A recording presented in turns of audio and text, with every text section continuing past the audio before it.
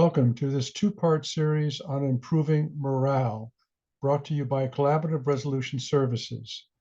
The first part was organizational factors, and this is part two, personal factors on improving staff morale. Today, what we will do is we will look at do an overview of resilience, look at the background on current state of officer health as it relates to resilience, and how we can develop, increase our resilience, the 7 keys to personal resilience. My background is that I was trained as a mental health therapist with the focus on trauma and trauma healing. I've been providing correctional staff empowerment trainings for 30 years, both nationally and internationally. I was formerly the Correctional Staff Training Coordinator 2 for the North Carolina Department of Adult Corrections. And the trainings that I offer received the 2004 and 2018 Awards of Excellence from IACTP. That's the International Association of Correctional Training Personnel, the trade association for training academy staff. I've had numerous publications, feature articles in Corrections Today, American Jails, and also the Correctional Trainer, which is IACTP's magazine. I was asked to bring these articles together in one place. So I wrote the book, Mid-21st Century Criminal Justice, Transforming Work Culture, that was published in early 2023.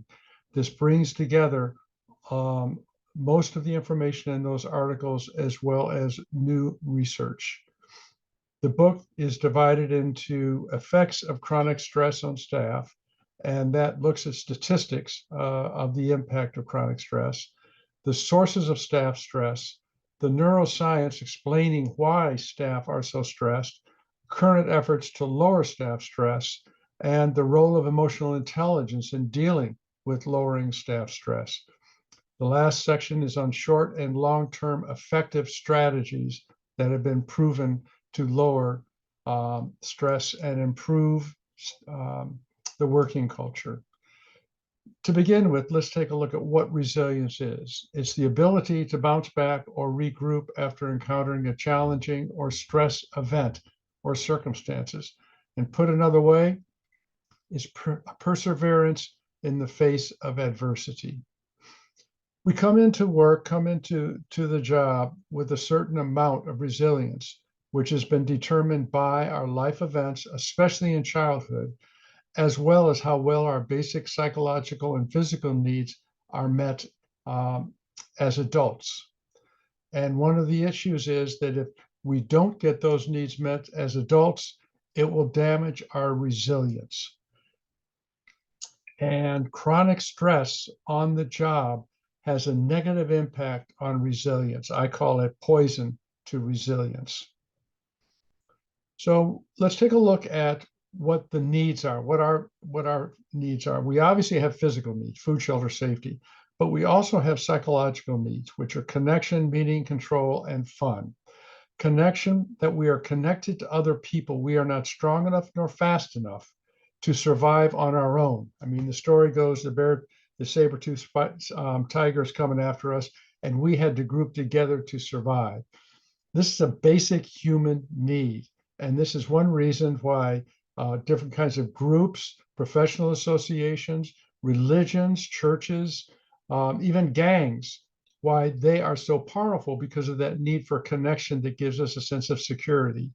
There's also a very basic need for meaning, that we matter, that we are making a difference, that there's a reason for us being here. This is why recognition is so important for people.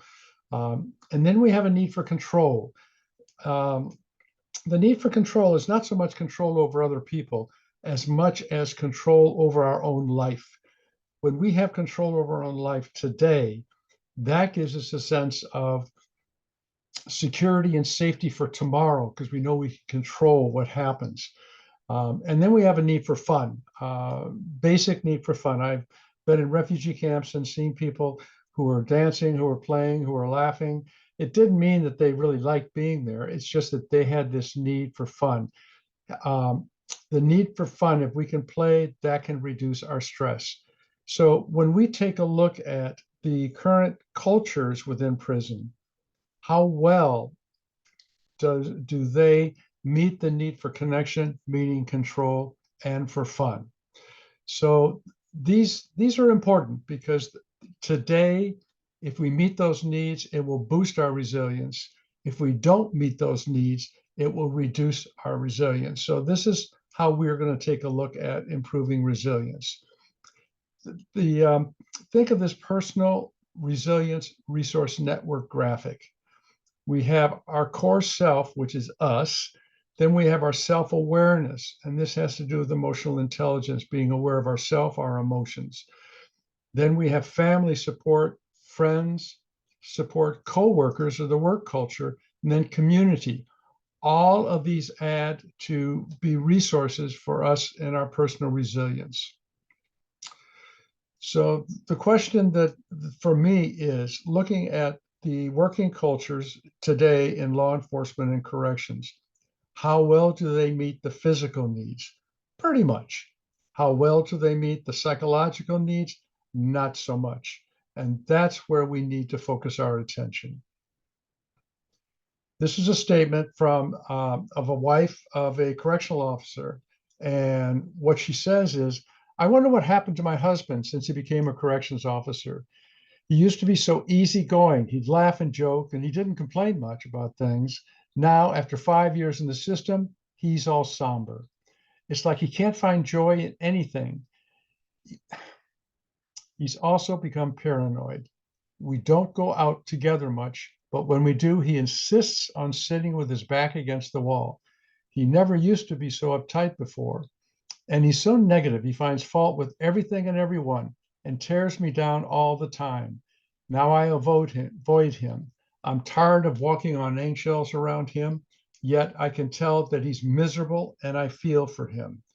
So my question to you all is, can you relate to this? Have you seen this in yourself? Have you seen this in other workers, your coworkers? So I'd like to start off with some background information that shows resilience may be more important than we think. Here's some statistics on the impact of chronic stress or a toxic work culture on staff. 30% have PTSD. That's double vets and Vietnam and Iraq. This is 30% for both law enforcement and corrections. I was amazed. As I said, been doing corrections training for 30 years. And about 10 years ago, I started looking into law enforcement and saw the same statistics.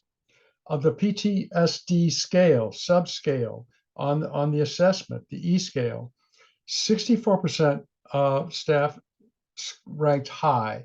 That's self-destructive behavior and anger issues. On the D scale, over 50% scored high on isolation and can't experience positive emotions.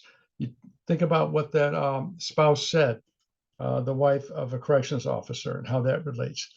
Also, 30%, a little over 30%, have major depressive disorder. Only 8%, and this was a 2014 study in corrections, only 8% had healthy body weights. When you look at yourself, when you look at your coworkers, I mean, when I'm in an institution and when I see officers in the street, I see a lot of overweight folks. 45% of police officers will have a heart attack by the age of 45.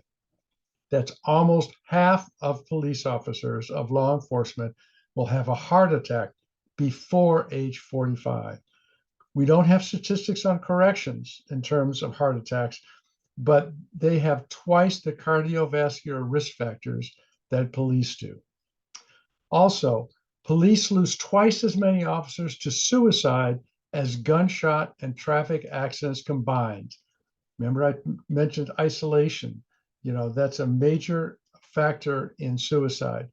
And as many as 25 attempts at suicide for every completed suicide.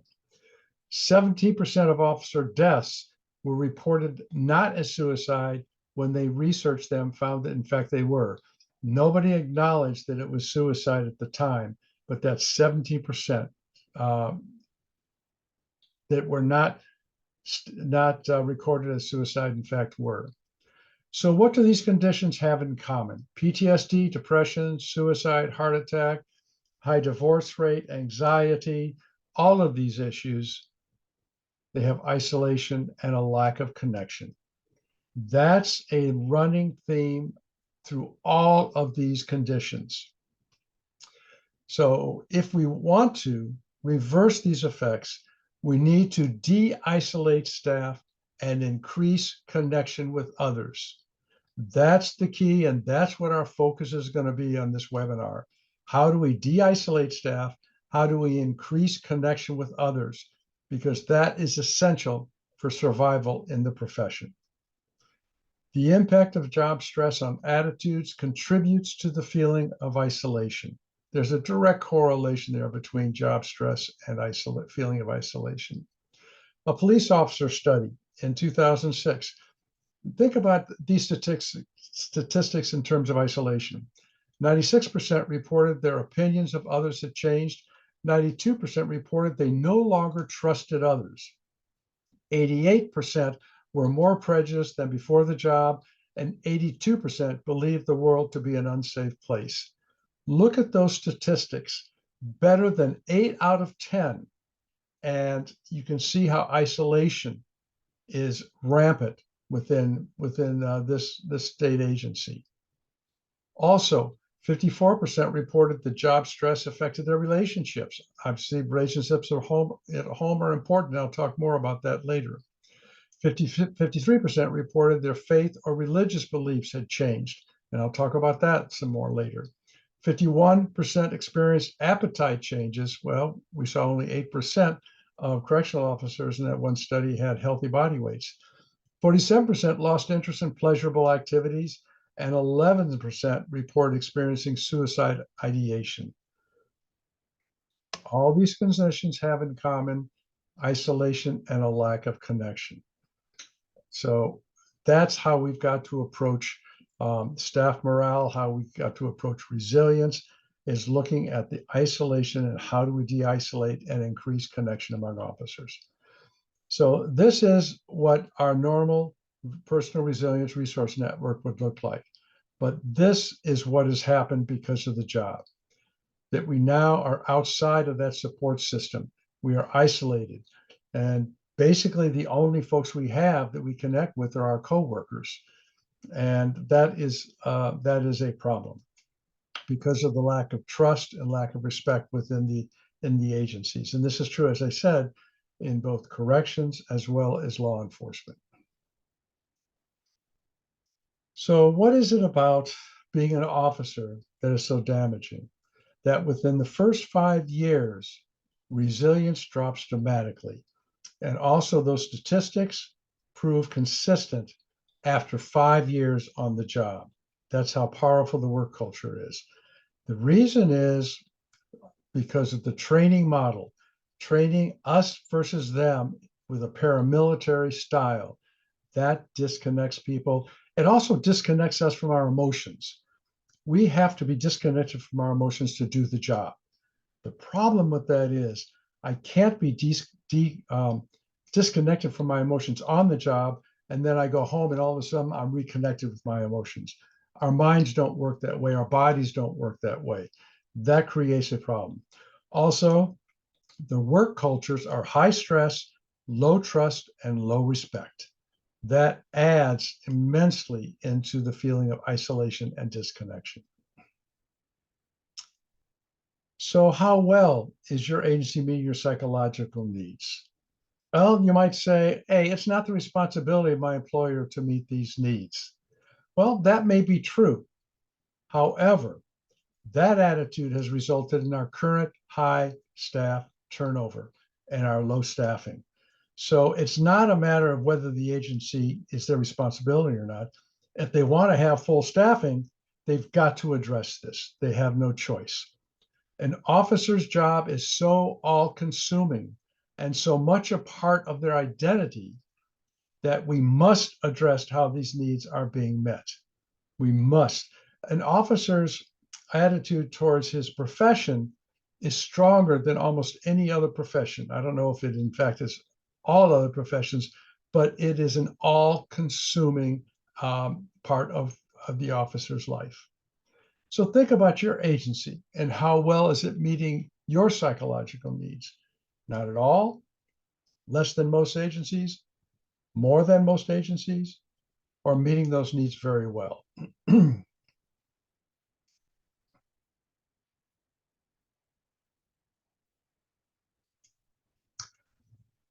How do we increase staff resilience? It's one thing to see the impact of low staff resilience. How do we increase staff resilience? There are two ways to approach it: organizational resilience and personal resilience. And organizational resilience was part of the first part webinar, organizational factors. There are also articles in Corrections Today in American jails relating to the organizational factors. Those factors in that previous webinar are organizational dialogue meetings, eliminate micromanagement, mission and vision statements focused on staff well-being, emotional competency training, make staff training a priority, revise promotion procedures to reflect the desired supervisor qualities, policy changes with line staff input, importance of meaningful recognition, mentor programs, one-on-one and group, accountability and feedback mechanisms for all levels, and promote staff social connecting opportunities outside of the job, and involve all staff in rehabilitation, and I would add community policing. So that was discussed in the first webinar. Tonight, we're looking at personal resilience. The 7 keys to personal resilience, or life management resources.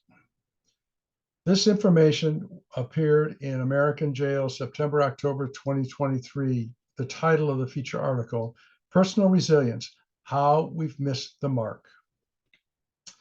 Every officer needs to receive the following information in orientation and regularly in in-service training. Although not discussed here, each officer should develop their own personal wellness plan. But this information can be taken from this webinar and easily incorporated within orientation. And it's important in orientation so that officers know what they're getting into and they know how to take care of themselves, because they're not taught how to do that in terms of officer wellness, not to the level of these 7 personal resilience keys. So I divide these keys into 2 groups: what we do and how we think. What we do has to do with relationships and activities. How we think has to do with mindfulness, visualization, attitude, belief, and goals. We'll look at each one of these separately. All of these activities, all of these factors increase connection with self and others, and they combat isolation. So our goal is to get that core self back in the center, where all these other aspects of our personal resilience network, resource network, can come to bear and improve our resilience. And this is true for all officers at all levels. So we're going to first take a look at what we do, and this has to do with relationships. Broken into 2 parts: family and friends and positive social interaction. So look at family and friends first. Family and friends are much more important than you think. Social isolation or loneliness produces a greater risk of heart disease than smoking, obesity, lack of exercise, excessive alcohol consumption combined. Do you hear that? That social isolation, when you talk about family and friends and loneliness, is a greater risk factor than all of these others combined. When you consider that officers, 45% of police officers have a heart attack before the age of 45, this is a very, very important factor. And also, in the study done in Massachusetts, 80% of correctional officer suicides had relationship problems. 80%. Again, that brings us back to the isolation. We've got to de-isolate our staff. We have to. So family and friends, it's important relationships. Most important relationship is your partner or significant others. And successful relationships spend 5 more hours per week together with their partner talking, not watching TV or surfing the web. Do you hear that? 5 more hours per week together with their partner. They have 5 positive interactions for every negative interaction. Think about that. How many positive interactions? Thanking your partner, making positive compliments about them. That 5 positive interactions for every negative interaction. Communicate admiration and gratitude directly. I really appreciate it when you do this. It makes so much of a difference to me. I love how you're doing your job. I like what you're doing here. I really respect what you're doing. That really has an impact. And take delight in partners and friends' successes and good fortune. When if someone says, "Gee, I just did such and such," and you say, "Well, so and so did it better," forget that. Or, "Yeah, you did that, but then think you've now got this new problem." Don't do that. Simply take delight and enjoy your partner's successes and good fortunes. Manage conflict successfully so that both people feel after the conflict um, feel okay about it or good about how it was resolved. Share your inner life, your rituals, your dreams, your goals, etc., with your partner. Again, we look at isolation. If I can share this with my partner, my best friend, it may be a significant other outside the relationship. Share your inner life. Hug. I can't emphasize this more. Hugging is an excellent intimacy and friendship booster. Energy changes, not when I give, like a hug of my sister, but when I really give a full body hug to somebody, non-sexually, but a full body hug, that really has an impact. It sends energy. My heart, which sends out energy, becomes close to their heart, which sends out energy. And when those energies connect, it really has a positive impact. And have friends outside of workmates. There was a police chief who said he became very isolated and only had other officers and staff as his friends. And he realized he wasn't going to survive. This is when he was an officer. He wasn't going to survive. So he consciously made an effort to get friends outside of work. And as a result, he was able to stay on the job and he became a police chief. So this is critically important. I also saw I was in a training academy a number of years ago, and I saw this man walking down the hall, with a 1,000-yard stare, like he was just totally out of it. And I said to someone, "Hey, who's that?" He says, "Oh, he's a captain. He retired 3 months ago, and he doesn't know what to do with his life." That's sad. That is really sad. So get friends outside of workmates. So we looked at family and friends. Let's now look at positive social interactions. And we're going to look at that in terms of volunteering in the community. There can be other things, sports events, different kinds of groups, preferably about not going to the bar. And as they say, choir practice, talking about, all the problems, et cetera. But positive interactions with other people in the community. One thing this will do is improve relations with the community because now they'll see you out of uniform and they'll see you with these groups, whether it's a sporting event, whatever. But it improves relations with the community. Acts of kindness actually diminish depression and the sense of isolation. When I do something for somebody else, even if it's on the street, even if it's letting another car butt in front of you, when you didn't have to, acts of kindness have an impact on our mood, an immediate impact. It enhances feelings of happiness and self-worth. It increases a sense of personal control. I'm doing something positive, and it provides meaning in your life. Volunteering is a very good way to provide meaning in your life. If you're working with kids, whatever, to see the change. I just talked with a teacher, and she said the reason she went into teaching is because it really changed students' lives. And simply witnessing acts of kindness boost one's mood. So if you do something, that impacts everybody who witnessed it. So now we'll look at what we do: activities, exercise, meditation, sleep, and flow. Exercise is very important. We usually do exercise um, just for physical reasons. We want to be in better condition, etc. But ask yourself this: in the last month, did you exercise at all? 1 to 2 times a week, 3 to 4 times a week, or daily? We will look at how important exercise is, much more than the physical aspect of it. So exercise impacts nearly every system in your body. It improves mood. It improves mood immediately. It improves attention, memory, and reaction to time. It increases energy. It decreases depression and anxiety. And in fact, studies have shown it's more effective than antidepressants. It obviously costs less and doesn't have negative side effects. So it decreases depression and anxiety. And it also is the most important thing you can do for your brain. That is something we don't think about, but exercise is the most important thing you can do for your brain. Why? It literally improves the anatomy, physiology, and function of the brain. That means it improves the structure of the brain. Exercise changes how our brain functions, um, and it creates new brain cells protecting from degeneration later in life. So it has an impact throughout your life, but it creates new brain cells.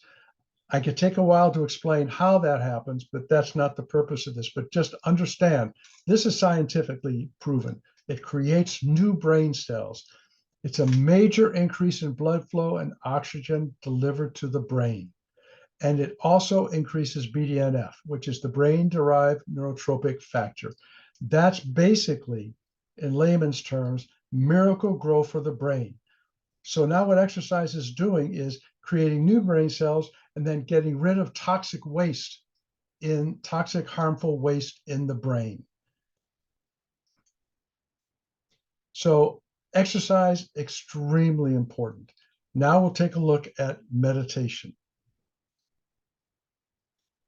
Meditation, I would recommend take time every day if you can for your well-being. A simple thing of doing meditation.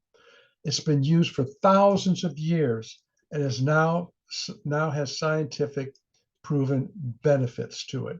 So it's no longer the esoteric, those Eastern religions, etc. Now we realize for us, it really has an impact.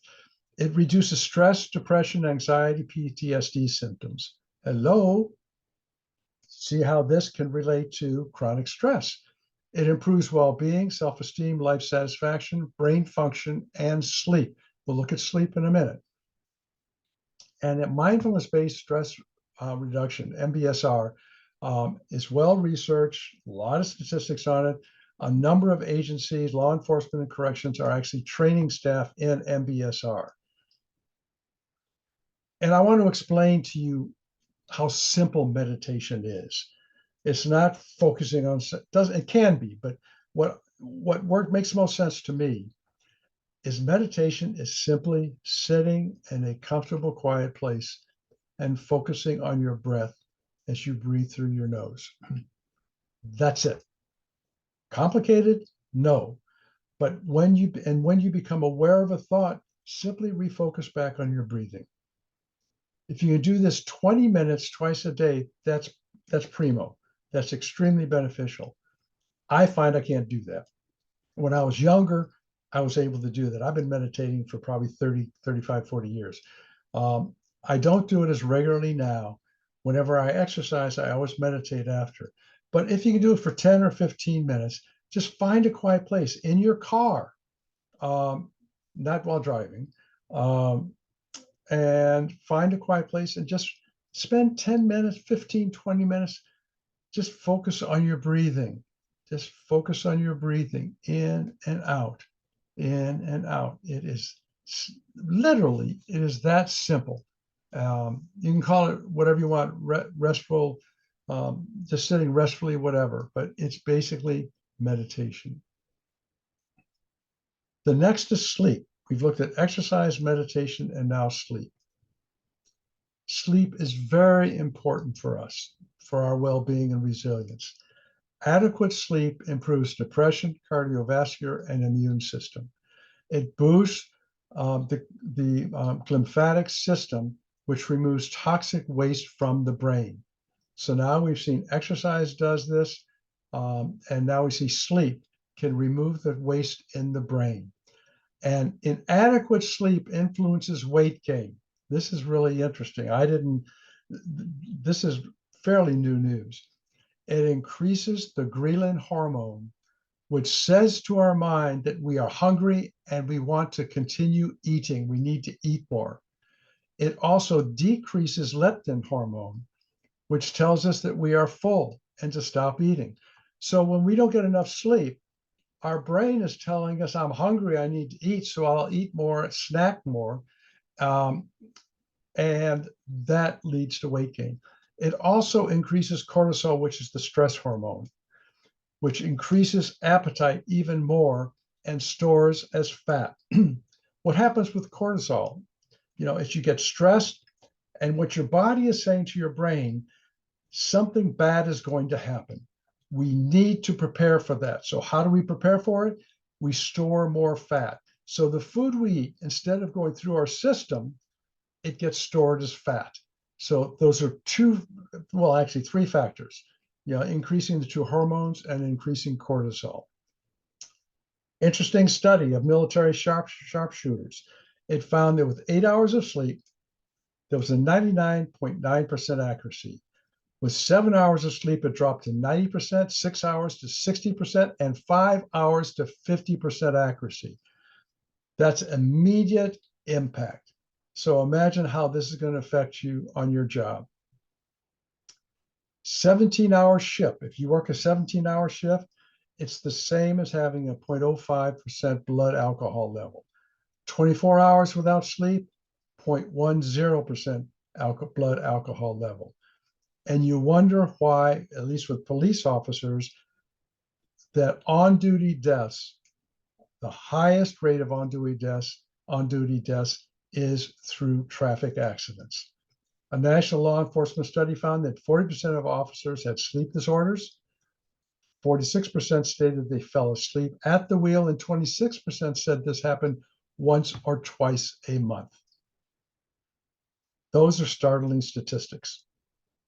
Sleep is very, very important. Recommendations for good sleep: consistent wake-up time. Stop caffeine at 2 p.m.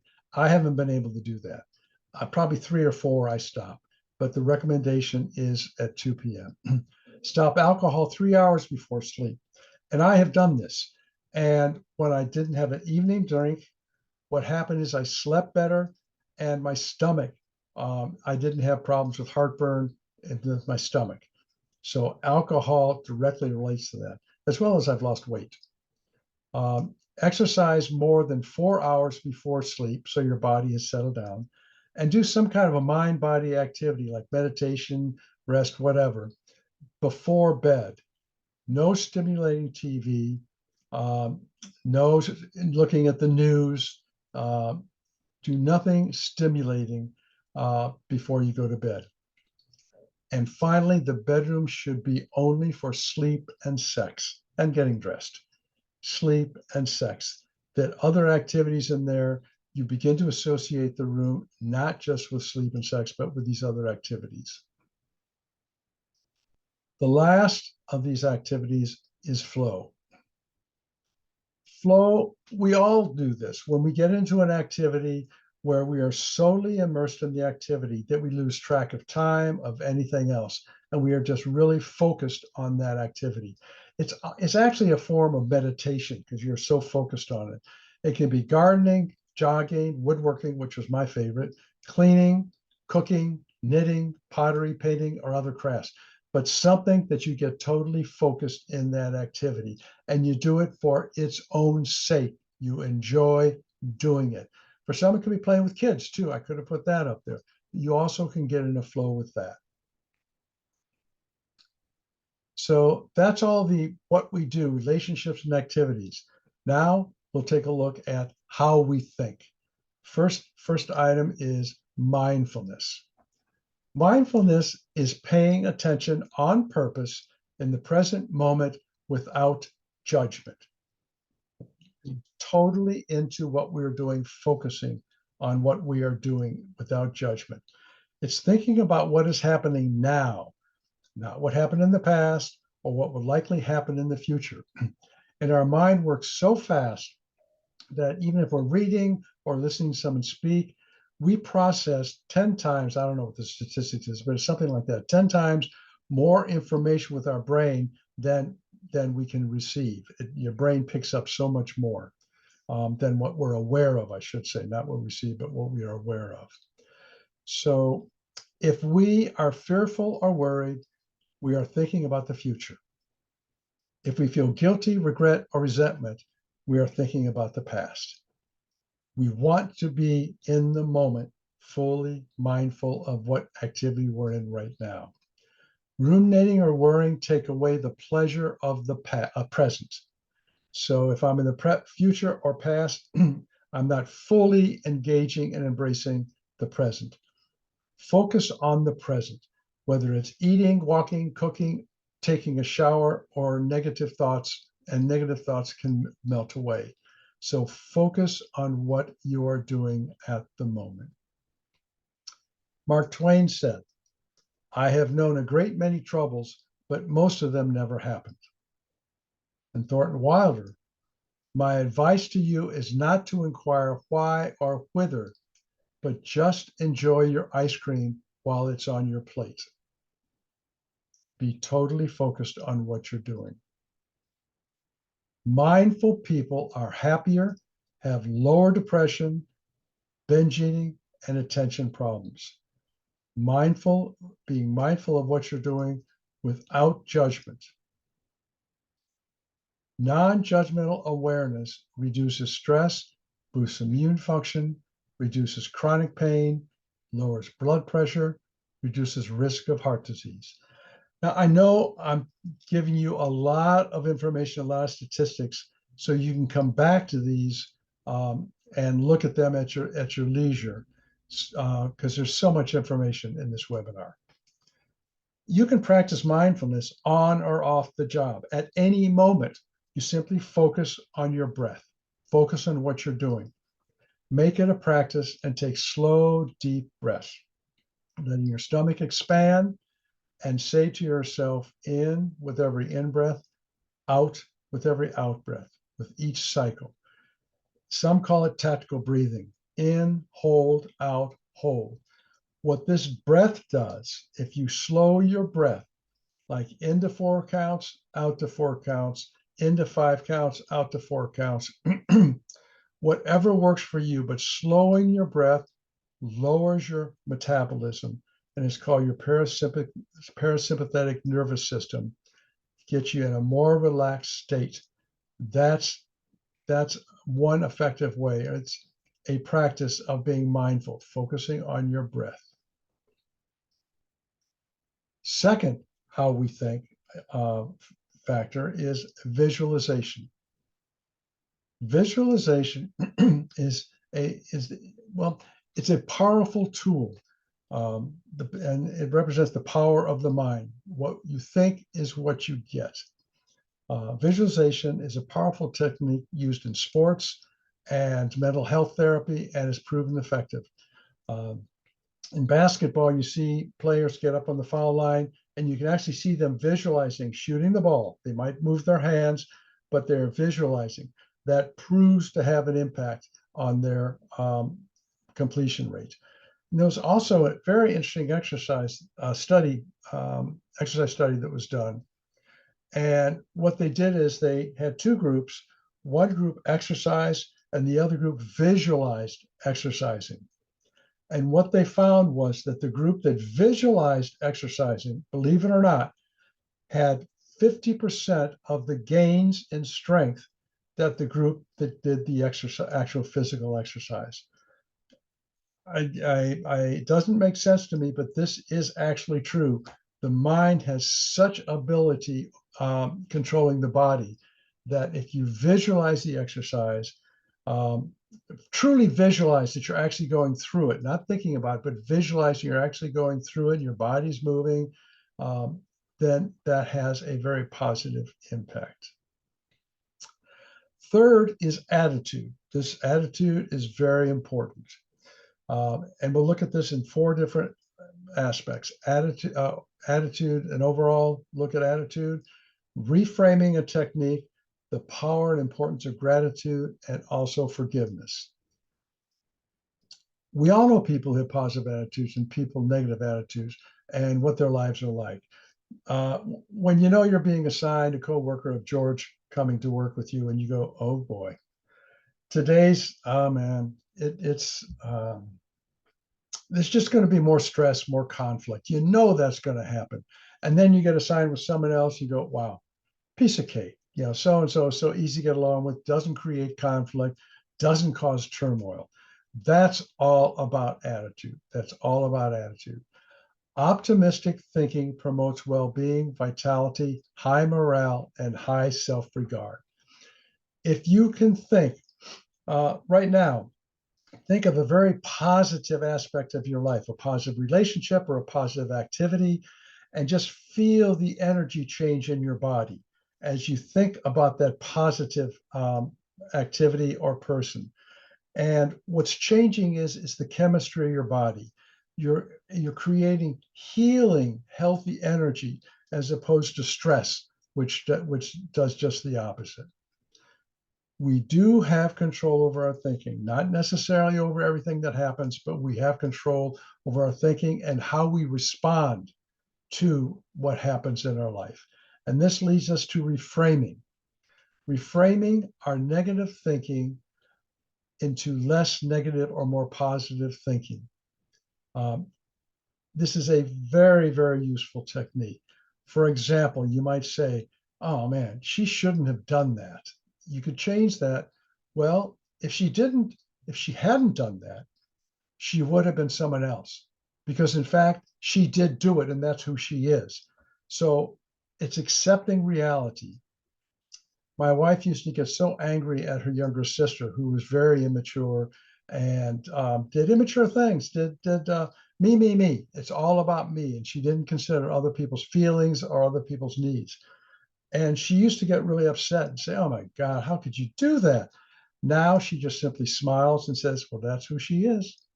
That's who she is." And she doesn't get upset about it. You know, is it right? Well, that's another question. Should she do it? That's another question. But you don't, you just reframe it so it doesn't give you that negative energy. A study was done with children. This is really powerful. Um, for example, in a situation that the friend didn't call. So the first statement might be, "My friend didn't call me. He must hate me." But then they taught them to say, "What evidence do you have that is really true?" Maybe he's too busy. That's a reframing. And when they did a test of this with kids, they just simply told them that and said, "This is a skill to use." They were less depressed for the following 2 years. That's simple. By reframing with kids, they were less depressed for 2 years. So it is a powerful, powerful tool, reframing. The next is gratitude. Gratitude is so easy to do. And when you feel grateful for something or for someone, it elevates your energy and mood. You feel better because you're grateful for it. You're not focusing on the negative things. You're focusing, I'm grateful for my life now. I'm grateful I have enough money to pay food. I'm grateful for I live. I'm grateful for my health, my kids' health, the sun, the rain, the fact that we have money to pay our bills, my job, my partner, my house, my neighbors, my flowers, anything I am grateful for in my life. And what that does is it elevates my energy and creates healthy energy in my body and not stress energy. Every morning and every evening, you can say to yourself things that you're grateful for, 3, 4, 5 things. You can even do a gratitude journal where you write new things in that you're grateful for. I'm grateful for that meeting went so well. I'm grateful for the fact that we had sun today. Um, but it creates a positive energy in you. And when you're dealing with criminal justice, there's so much negative energy out there, so much negative energy, and especially with staff conflict and with a toxic work culture. If you work in that kind of an agency, having for yourself a feeling of gratitude can change the negative impact that chronic stress has on you. Ask yourself, am I a positive, gratitude-filled person? What more do I need to do to become that person? Take an honest look at that.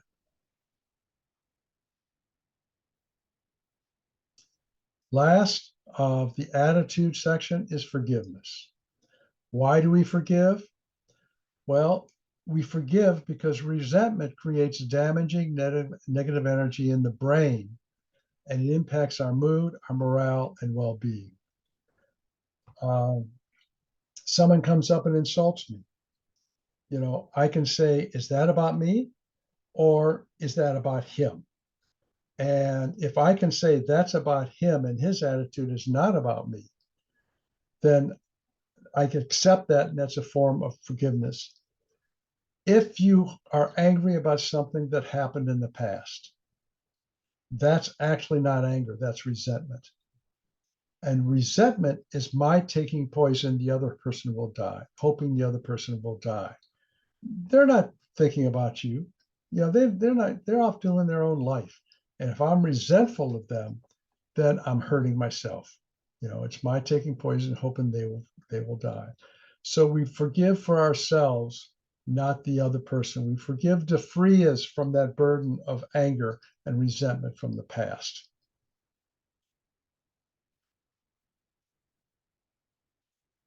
Think about if you are angry with anybody, hold resentment toward anybody in the past, and think about what you need to do to forgive them. Nothing is unforgivable. We may say some things are, but nothing really is unforgivable because it's not about them. It's about us accepting what has happened and embracing our healthy present and future. Forgiveness is giving up, hoping for a better past in exchange for a better future. Okay, beliefs. The fourth item. Beliefs are important. Feeling part of something bigger than us is very important. It provides us a sense of purpose and meaning and counters a sense of isolation. Remember, we talked a lot about how important de-isolating ourselves is. This having a belief in something bigger gives that sense of purpose and meaning. It may be a religion, it may be a belief in the interconnectedness of all living things. It doesn't really matter. It's the belief in something bigger than us that's important. It gives us a feeling of safety and understanding the world and our place in it. Very important, de-isolating ourselves. The last is goals. Goals are important, both personal and career goals. Think about this, personal goals. Have I written them down? Have I shared them with someone else? If we share it, there's more power to it. Have I both written them down and shared them? Have I goals but have not written them down or shared them? And I do not have personal goals.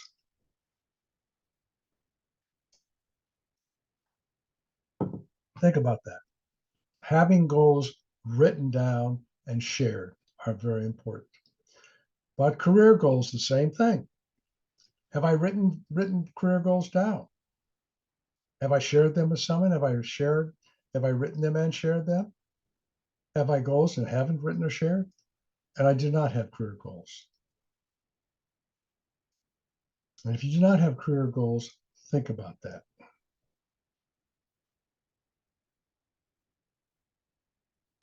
Short and long-term goals improve well-being. Very simply, it provides a sense of purpose and control and adds self-esteem. So as we make progress towards those goals, we feel like we're doing something important, and we have a sense of control, that we are actually making a difference. They also add structure and meaning for our daily activities and help us master our use of time. Goals are important, written and shared. You might think in terms of career and personal goals. What do I want to accomplish? And along the way, what do I want to learn and experience? What do I want to accomplish in my life? Raising kids, getting a certain position, having a certain impact. What do I want to accomplish in my life? And along the way, what do I want to learn and experience? So this is personal resilience. This is this webinar. We looked at relationships, activities, what we do, then how we think, mindfulness, visualization, attitude to belief and goals. All of these combat isolation. We could have spent a half an hour on each one of these, but I wanted to share this with you to show you that it really is important what you do in your personal life in terms of your personal resilience, which obviously has a major impact on your work life. Again, the book, Mid-21st Century Criminal Justice, Transforming Work Culture, all of this is in that book. All of this is in that book. It was published earlier in 2023. This has been Improving Morale, Part 2, Personal Factors. I hope what's been presented and shared with you is of value. We all need to take these into account in the criminal justice field, whether law enforcement or corrections. We have to be looking at the personal factors as well as the organizational factors if we are going to change the condition that the criminal justice system is in now. Each one of us has our role. Thank you.